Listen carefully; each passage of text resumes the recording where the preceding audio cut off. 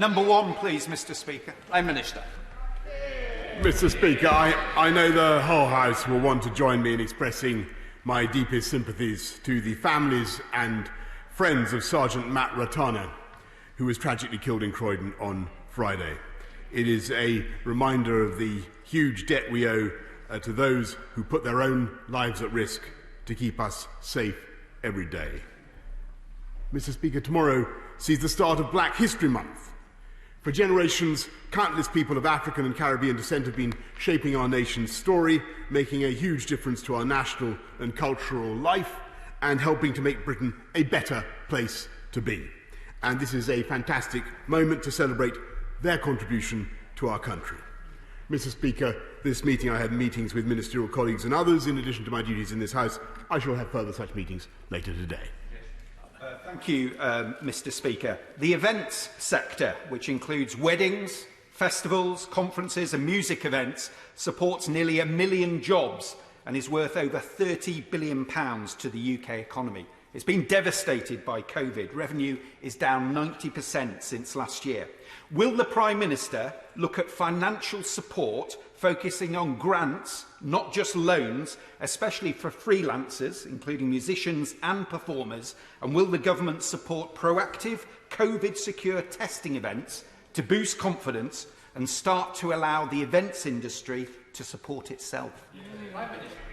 Mr. Speaker, my honourable friend is absolutely right to champion the sector in the way that he does. The £1.57 billion Culture Recovery Fund is clearly intended to support those organisations and the freelancers that he mentions. I think the vision that he lays out for people going to events where people could be tested before they go is absolutely right. And I hope that when that day comes, the public will show their support for this vital sector by visiting theatres as they reopen.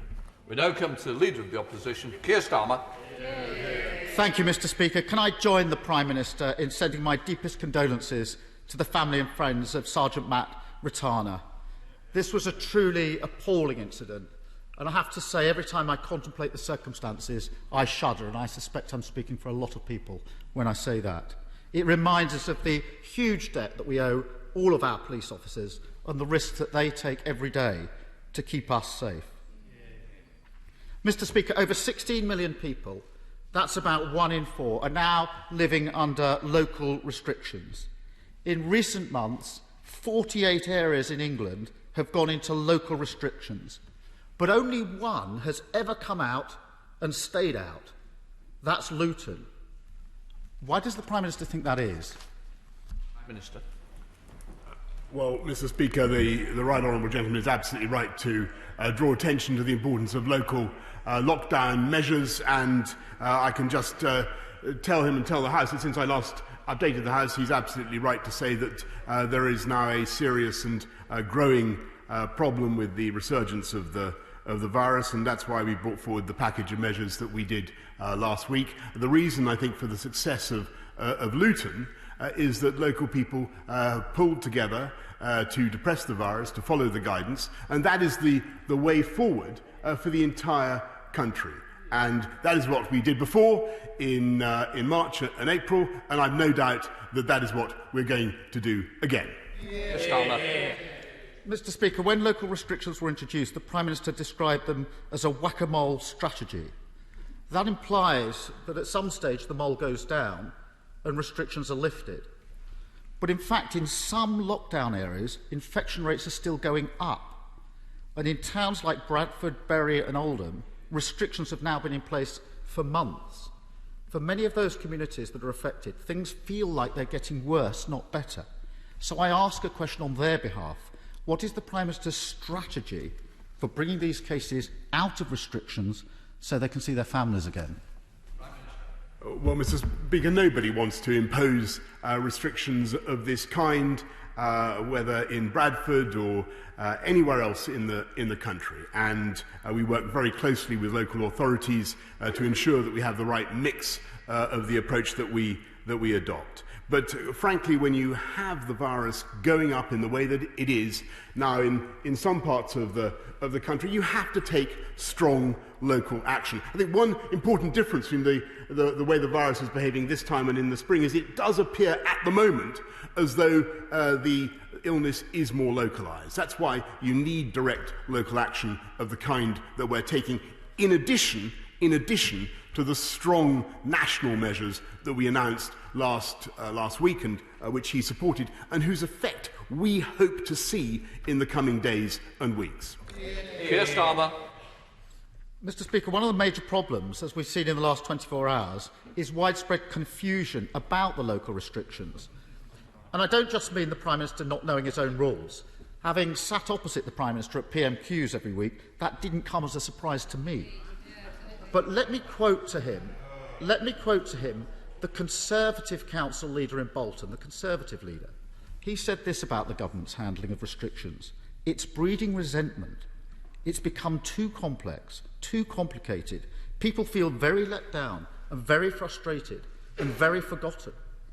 Mr. Speaker, if the Prime Minister doesn't understand the rules and his own council leaders are complaining about mixed messages, how does the Prime Minister expect the rest of the country to understand and follow the rules?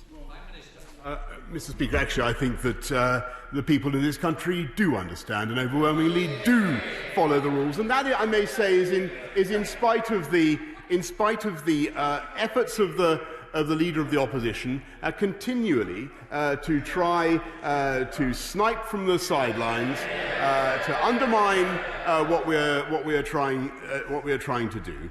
And he mentions the restrictions in the northeast, and I cleared that matter up as fast as I could. It's very clear that you shouldn't mix indoors, either at home or in a hospitality setting, and you should avoid socialising outdoors.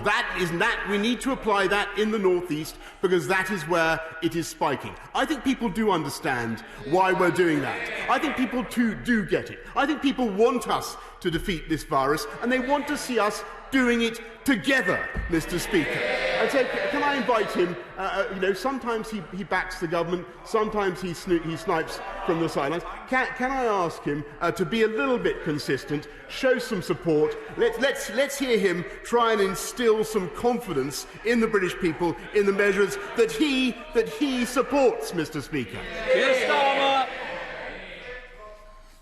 Mr. Speaker, the idea that anybody who asks the Prime Minister a question at Prime Minister's questions is undermining the government effort is wearing a bit thin.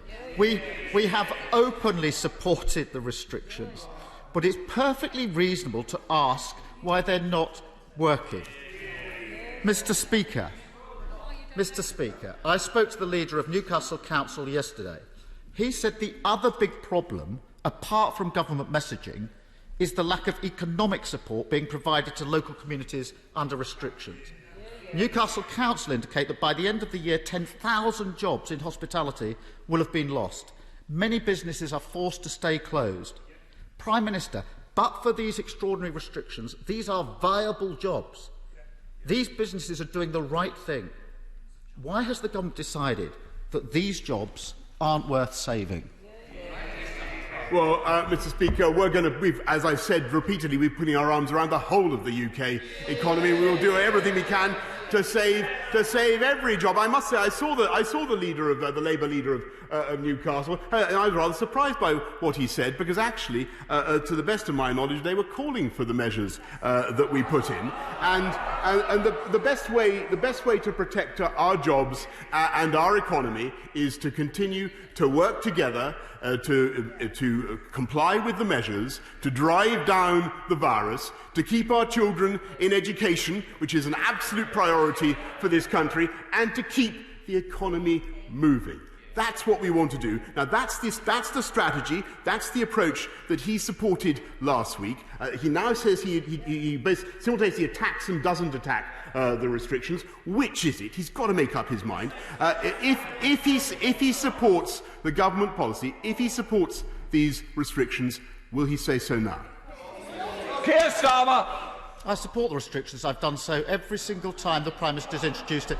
He well knows that. The question I've asked is, because of the restrictions, lots of people's jobs are at risk. Lots of people's jobs, 10,000 people's jobs in Newcastle in hospitality because of the restrictions. I support the restrictions. What I'm asking the Prime Minister is, can the economic support go in for those that will lose their jobs? And he didn't answer that. There's 10,000 people that wanted an answer to that last question because they're going to lose their jobs by Christmas. Prime Minister, you really should have answered it. The reality is that the Chancellor's made a political choice to reduce economic support just when the new health restrictions are coming in. If the Prime Minister doesn't accept that from me,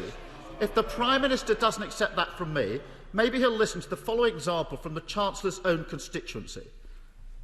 This is the business owner, Prime Minister. You might want to listen to what he has to say. We own a wedding venue in Richmond, North Yorkshire. The Chancellor's latest plan does nothing to help us. We can't employ people to work in events that the government are not allowing to take place.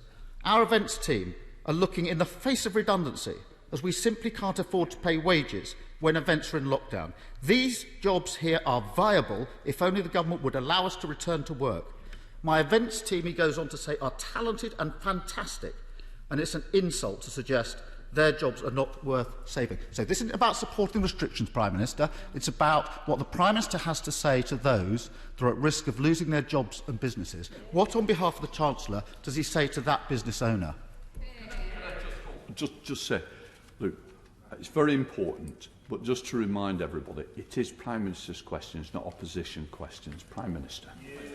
Well, I'm very grateful, Mr. Speaker, because I think that the answer is very clear. And I think last week the Labour Party supported the package, the Winter Economic Plan that the Chancellor put forward. And I think that most people, looking at the 190 billion that we've invested in supporting people across this country, will recognise, which is, by the way, the furlough plan alone was far more generous than any other European country. I think most people around the world can see that this government is putting its arms around the people of this country, helping them through, and we will help. And I know that the wedding sector has had a particularly tough time, and of course I feel for the gentleman that he refers to in Richmond in Yorkshire who wants his business to go ahead. But the best way forward for him and for all other business in the country is if we all pull together now, get the virus down, keep the economy moving. And in the meantime, yes, of course, this government is able to supply the support that is needed, which, by the way, is only possible because we had a prudent, sensible, one-nation Conservative party in power over the last 10 years, and the Labour Party would have bankrupted the country. Keir Starmer. Mr. Speaker, it's refreshing to hear the Prime Minister trying to dig the Chancellor out of a hole for a change, but I don't think that will wash. The Prime Minister just doesn't get it. The problem with his argument is this. These are viable jobs, Prime Minister, but for the restrictions. The vacancies for new jobs just don't exist, and the training scheme the Prime Minister announced yesterday doesn't start until April. There is a gap here, and the Prime Minister shouldn't be so tin-eared to those whose jobs are at risk. Finally, Mr. Speaker, tomorrow marks the start of Black History Month. As well as celebrating the huge contribution black people have made to the UK, we must also reflect on the present and the structural inequalities and discrimination that sadly persist. For example, black women in the UK are 5 times more likely to die in pregnancy and childbirth. That is truly shocking. Will the Prime Minister commit to addressing this and launch an urgent investigation into the issue? The right honourable gentleman knows full well that this government has launched an urgent investigation into inequalities across the whole of society, and we will certainly address them in a thoroughgoing way. And I'm amazed that he seems ignorant of that fact. Absolutely amazed. I mean, Mr. Speaker, it is a quite extraordinary state of affairs. The right honourable gentleman's general line of questioning, because one moment he's supporting the restrictions, the next moment he seems to be opposing them. One day they're theoretically marching side by side with the rest of us trying to defeat coronavirus. The next minute they're off in the undergrowth firing from the sidelines. And I must repeat it. It was the Right Honourable Lady, the Shadow Education Secretary, who really revealed what Labour is all about, what the opposition is all about. She said this was a good crisis which they intended to exploit. We see this as a moment for the nation to come together, and that's what we're doing. And we are taking the tough decisions that will get this country forward. Take this country forward. Not just the lifetime skills guarantee, which he was kind enough to mention, but also the huge investments we're making in the NHS, in our policing, in affordable housing. This is the government, this is the party that is taking the tough decisions to take this country forward, while I'm afraid, Mr. Speaker, once again, all they want to do is snipe from the sidelines. David Mundell. Thank you, Mr. Speaker. Does my right honourable friend agree with me that it's essential that the iniquitous tariffs that the US has placed on Scotch malt whisky be removed during the current presidential term? And therefore, will he commit the government, as a matter of urgency, to reach a bilateral agreement with the US on the Airbus-Boeing dispute so that that can happen? Mr. Speaker, I'm grateful to my right honourable friend for raising this important matter, as I've raised several times myself with President Trump and others in the US administration. We will continue to take a very robust line, and it cannot be right that American consumers should continue to pay over the odds for Scotch. It cannot be right that this discrimination should continue, and we will fight it every step of the way. We now come to the Leader of the SNP, Ian Blackford. Thank you, Mr. Speaker. Can I associate myself with the remarks of the Prime Minister and the Leader of the Opposition of the murder of Sergeant Matt Ratana, a truly shocking incident, and we should applaud the efforts of our police and all our emergency services that do a wonderful job to keep the rest of us safe. Our thoughts are very much with Matt's family, friends and colleagues, and indeed to associate myself with the remarks of the Leader of the Opposition on Black History Month and the responsibility that we all have to eradicate inequality.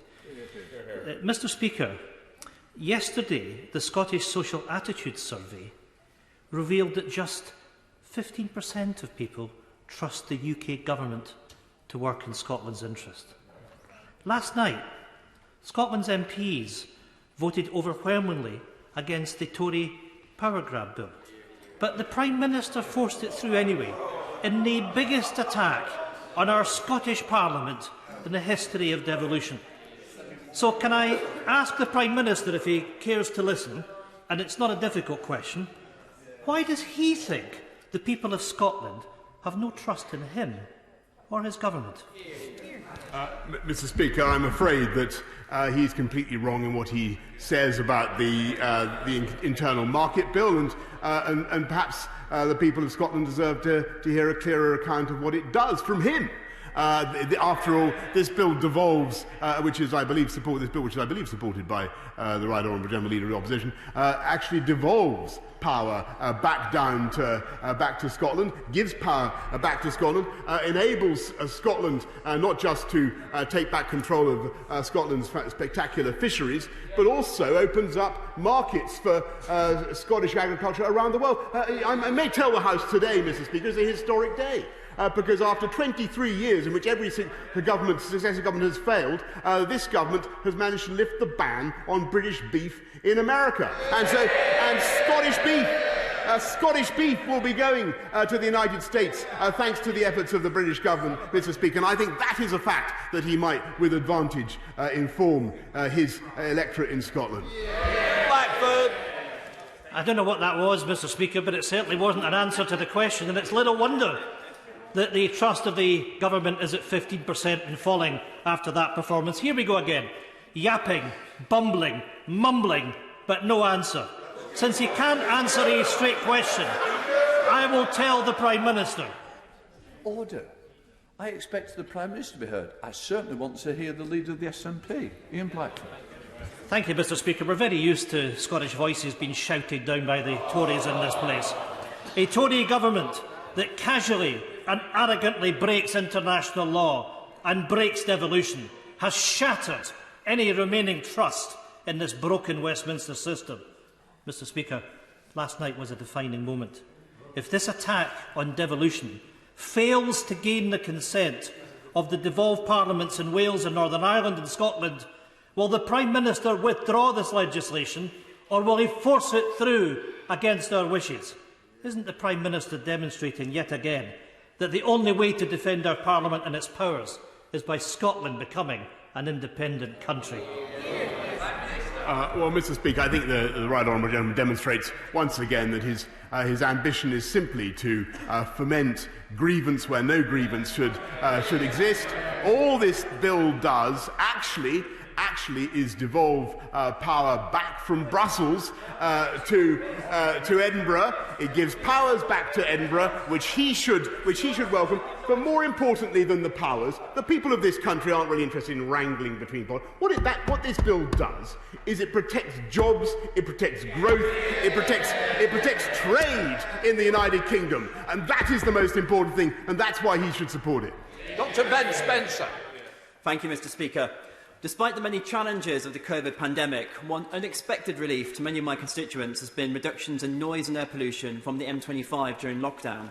Runnymede and Weybridge greatly benefits from the connections our motorways provide, but this comes at a cost.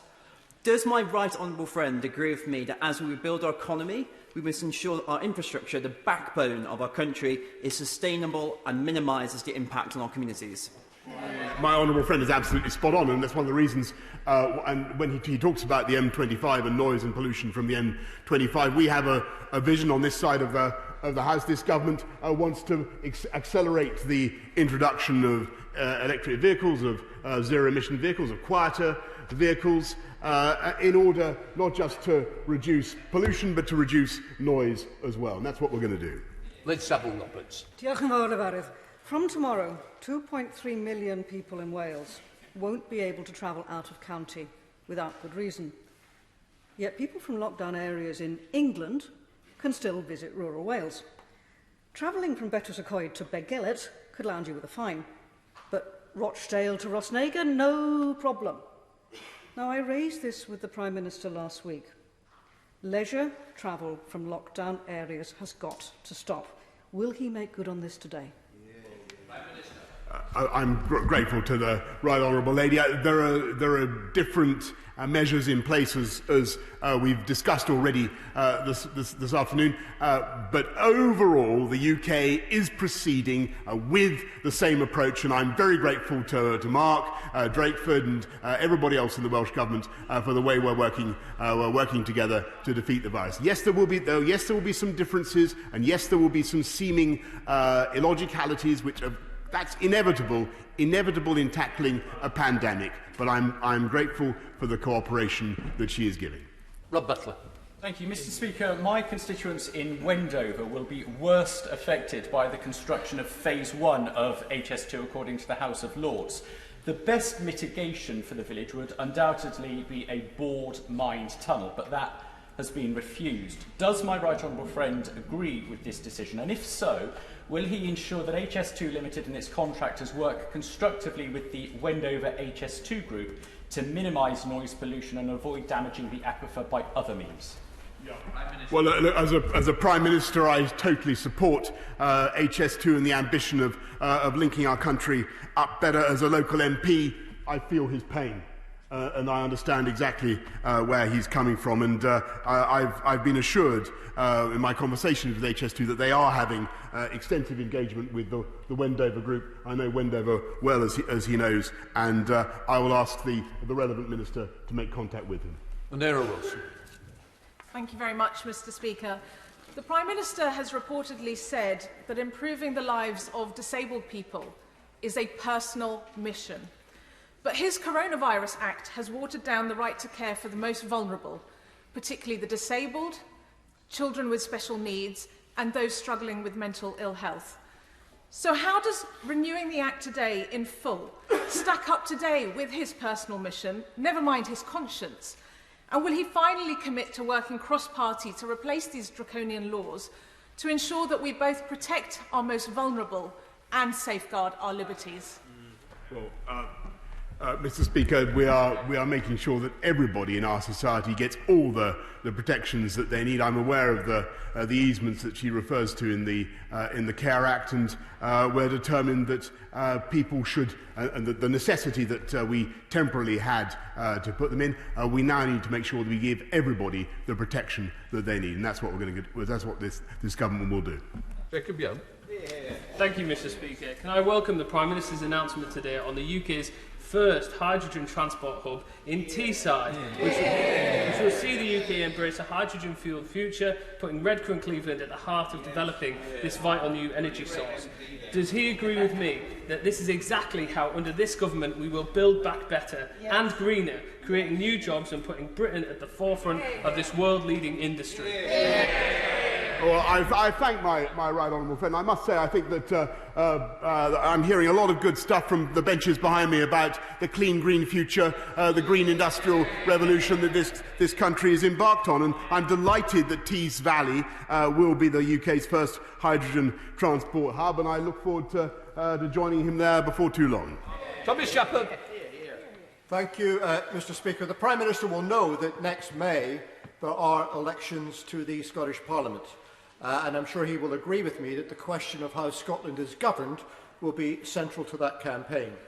Now, I know the Prime Minister is a keen student of the democratic principles, so can I ask him this? If the Conservative Party and other unionist parties are successful in that election in securing a majority of the seats in the Scottish Parliament, would he regard that as a mandate for the Union? A simple yes or no would suffice. Well, I'm a keen student of democratic principles, as the honourable gentleman rightly says, and I recall that there was a referendum in 2014 in which the people of this country, people of Scotland, people of our country, voted overwhelmingly, or by a substantial majority, to keep the Union. It was a once-in-a-generation event, as the then leaders of the Scottish Nationalist Party acknowledged, and I think they were right then, and we should stick with that. Abrahams. Thank you, Mr. Speaker. The Prime Minister and I were both elected on a manifesto pledge to increase home building and to level up our country. And there is lots to welcome in the planning white paper. But the formula that's being used to allocate the homes seems to be doing the opposite. It's overshot in terms of numbers, and the investment is concreting down rather than levelling up. So could my right honourable friend commit that when the consultation closes tomorrow, that he will pledge to change some of the elements of this, dare I say it, algorithm?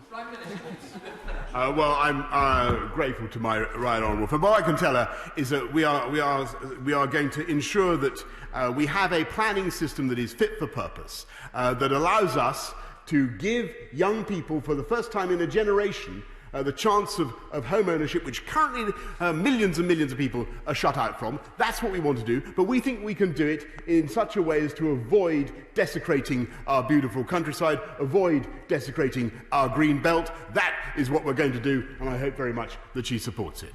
Heading up to Alderman Saddleworth with Debbie Abrahams. Debbie Abrahams. Thank you, Mr. Speaker.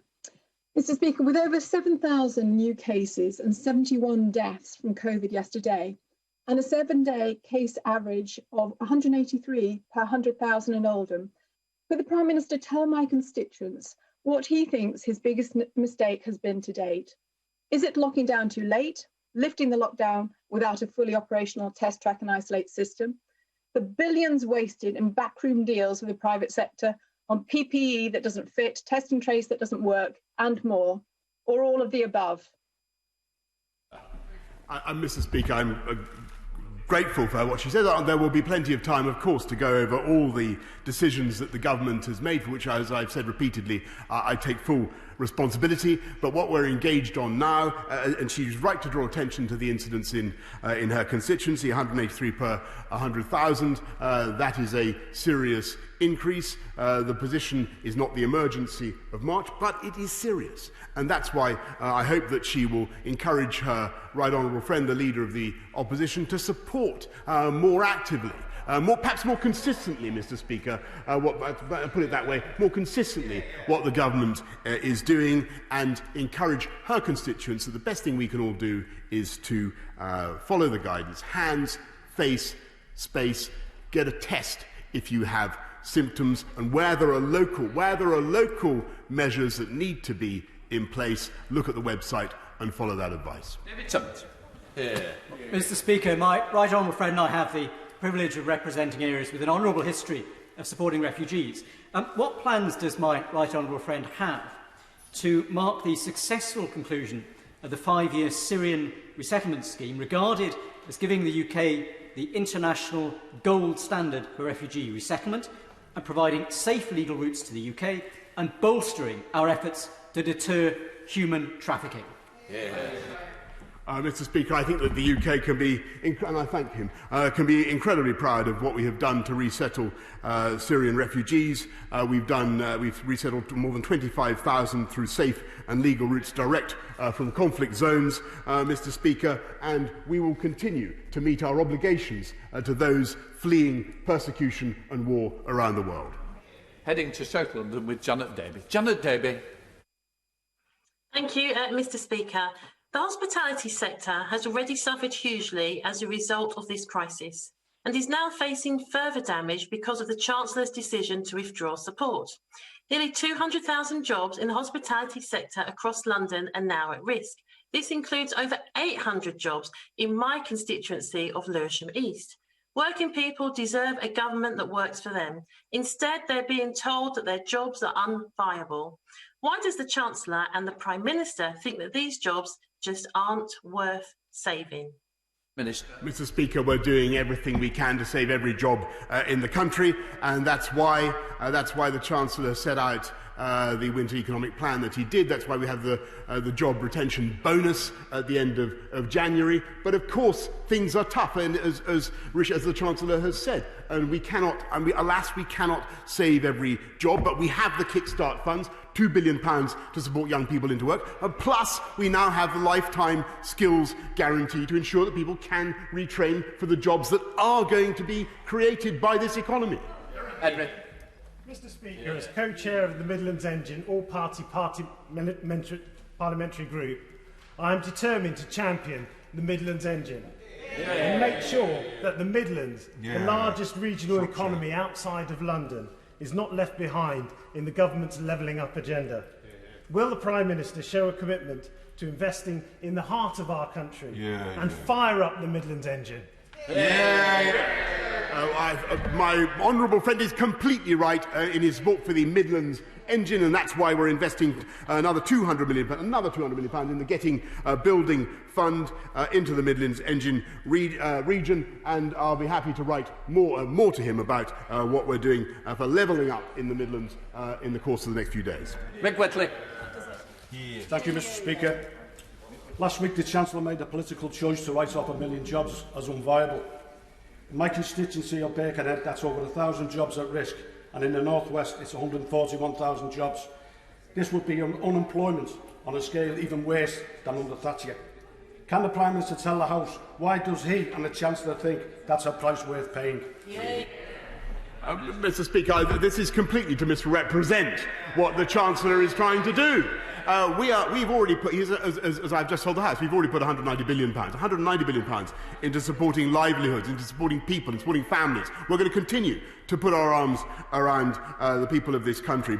But the most important thing is to get the economy moving, get people into work, and at the same time to keep kids in school. But the only way we can do that is if we suppress the virus in the way that the government has set out, with the lockdown measures, the local lockdown measures that we've announced, and with the national measures that I hope are the subject of cross-party support.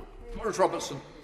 Thank you, Mr. Speaker. Does the Prime Minister believe in the value of local accident and emergency units? And will he work to ensure the return of the A&E to Cheltenham General Hospital? The Local Hospitals Trust has said it will return, but can he try to ensure that it returns sooner rather than later? Yes, indeed, Mr. Speaker, and I'm assured that the closure to which he refers is only temporary, and I would just remind him that this is the government that is putting in the biggest ever capital investment in the NHS, £34 billion investment in the NHS, to say nothing of the investments we've made just in the last 9 months. And hopefully can do Chorley at the same time. Neil Coyle. Thank you, Mr. Speaker. In January, the government was still pretending there were only 5,000 rough sleepers across the whole country. During the lockdown, 15,000 rough sleepers were supported under the Everyone In programme. Will the Prime Minister ensure that the homeless charities, councils and others who stepped up and provided accommodation in the crisis are funded for every single person they helped? Well, he raises a very important point, and I think actually it was one of the consolations of this crisis that we were able to prevent so many rough sleepers from succumbing in the way that happened, alas, in other countries. I think that was a great effort by the Communities Department and the charities working together. And of course, we will continue to do what we can to support those vital charities to prevent rough sleeping and homelessness. Thank you, Mr. Speaker. The Rotary Club of Loughborough Beacon would like to pass on their thanks to the UK Government for being one of the top donors to the Global Polio Eradication Initiative, which has made Africa free from wild polio. Will the Prime Minister join me in congratulating Rotary and their supporters for their own monumental contribution to this effort, contributing over $2 billion and helping to vaccinate over 2.5 billion children around the world? Well, I thank my honourable friend, because that is a classic and a fine example of the philanthropy and public spirit of the British people, which has been shown clearly throughout this crisis. Randu Mishra. Thank you, Mr. Speaker. I know the Prime Minister refused to recognise my figures last week, but my local housing provider, Stockport Homes, has a waiting list of more than 7,000 households. With Shelter saying that 200,000 renters are at the risk of imminent COVID eviction, will the Prime Minister reinstate the ban on evictions to prevent an even bigger housing crisis in Stockport this winter? Well, Mr. Speaker, we've changed the law to ask landlords to provide tenants with at least 6 months' notice before eviction. We're not going to have evictions in lockdown areas, and there won't be any enforcement of evictions over Christmas. We're also putting £180 million into discretionary payments for local authorities to help hardship cases. But what we're also doing is embarking on a huge programme to build hundreds of thousands more homes, and particularly affordable homes, that I hope his constituents will want to buy and to part buy. Final question, Jerome Mayhew. Thank you, Mr. Speaker. The A47 Acle Strait is the main road. In fact, it's the only road that links Great Yarmouth to the great city of Norwich. It's a bottleneck and it's notoriously dangerous, and there's been a campaign to dual it for at least 30 years.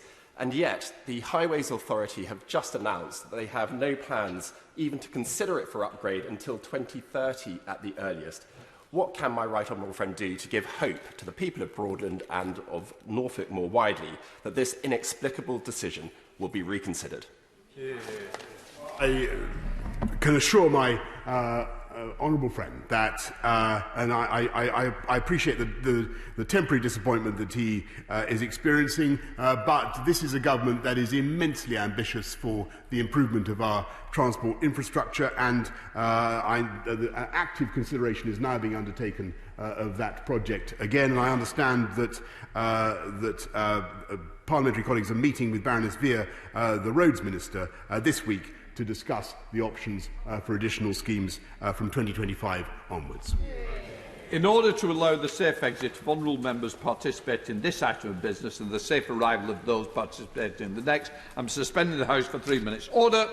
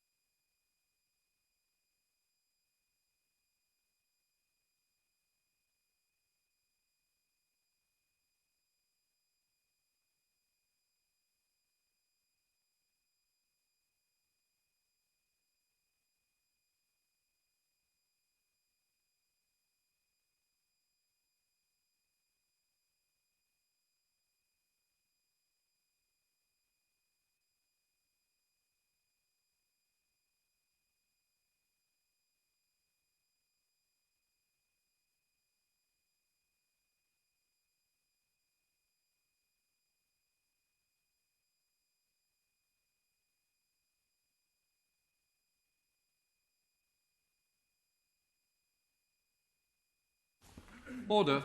We now come